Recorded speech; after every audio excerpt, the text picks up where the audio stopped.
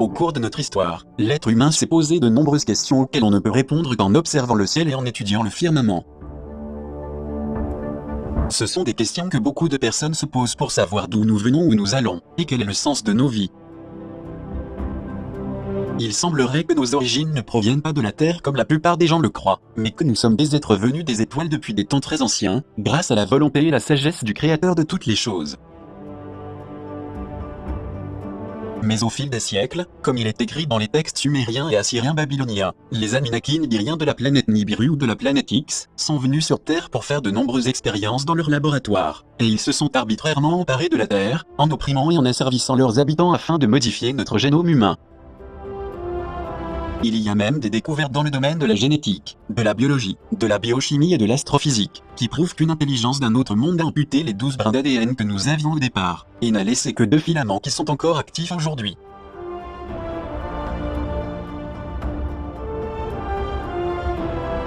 C'est ainsi que ces entités extraterrestres et des scientifiques généticiens des mondes obscurs ont créé des travailleurs serviles, tout en déconnectant 10 des 12 brins d'ADN à l'intérieur des cellules humaines.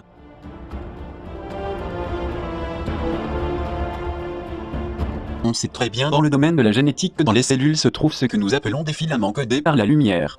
Ce sont de beaux fils flottants d'énergie qui transportent l'information, l'intelligence ou la perception des choses. Ce qui signifie que plus nous aurons d'informations, plus il y aura de connaissances, et évidemment plus de lumière, de capacité, de sensibilisation et de discernement. C'est pourquoi nous disons que la désinformation c'est de l'ignorance, et quand cette ignorance s'accroît, elle indique que la personne vit dans l'obscurité, l'inexpérience et l'ignorance. Des scientifiques et des biologistes moléculaires tels que le professeur Bruce Lipton et le professeur Sam Chand du projet sur le génome humain affirment que ce que les découvreurs de la structure de l'ADN, Francis Crick et James Watson, tous deux prix Nobel de médecine, ont dit, n'est pas exact. À savoir que 80% de l'ADN humain n'a pas de fonction concrète, parce que c'était de l'ADN non codant. Les généticiens David Coming et Susumu Ono sont même allés jusqu'à l'étiqueter d'ADN poubelle. Cependant, le chercheur en ufologie Simon Park, l'écrivaine Patricia Corey, Francis Collins et le docteur Beranda Fox expliquent que l'ADN poubelle prétendument inutile dont parle la science officielle est un ADN qui dès le début vient de l'extérieur de ce monde, prétendant même qu'il a été créé par une sorte de programmeur extraterrestre. Selon 2 éminents scientifiques dans l'ADN poubelle, il existe un livre ou un fil de vie codé ou crypté semblable à une encyclopédie, qui montre qu'il n'y a rien de gaspillé dans notre génome intérieur. Le plus surprenant c'est qu'on a découvert que cet ADN poubelle non fondé possède ses propres veines, artères et système immunitaire, qui résistent vigoureusement à tous nos médicaments contre le cancer. Face à ces allégations sans fondement d'un prétendu ADN poubelle, le créateur suprême de toutes choses, aurait-il pu créer dans notre constitution génétique complexe et dans nos réseaux neuronaux un ADN déchet ?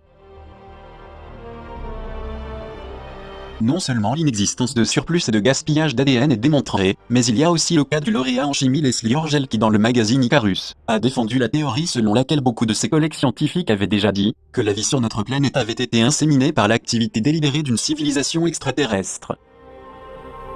Il est plus qu'incontestable qu'en nous, il n'y a pas d'ordure ni rien de sombre en tant que produit de la création divine, comme on a toujours voulu nous le faire croire avec malice. Le seul but de l'élite et de ces scientifiques achetés est de nous faire sentir inférieurs, et encore plus en cette ère du prétendu virus, afin que nous restions tout aussi ignorants en matière génétique. À ce propos, le microbiologiste William Brown nous parle plutôt de transformation physiologique et psychospirituelle, qu'il met en relation avec le champ dimorphique, afin de s'accorder à différents programmes d'information, comme une antenne fractale qui interagit avec le vide éthérique. En parlant du champ morphique et de son harmonisation, le célèbre scientifique et biologiste Rupert Sheldrake dit qu'il y a une interaction avec l'ADN, et que cette corrélation crée dans l'ADN des champs morphiques, qui montrent que le livre de la vie est inscrit dans sa totalité dans chaque existence.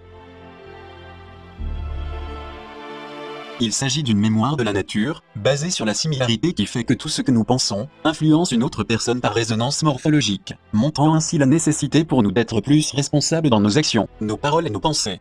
C'est-à-dire que nous devons faire plus attention à ce que nous pensons si nous nous soucions de l'influence que nous avons sur les autres, puisque nous faisons tous partie de l'univers et de la création de Dieu. Comme nous l'avons déjà mentionné, l'écrivain Patricia Corey déclare aussi que les scientifiques estiment qu'environ 92% de notre ADN original est inactif dans notre structure moléculaire.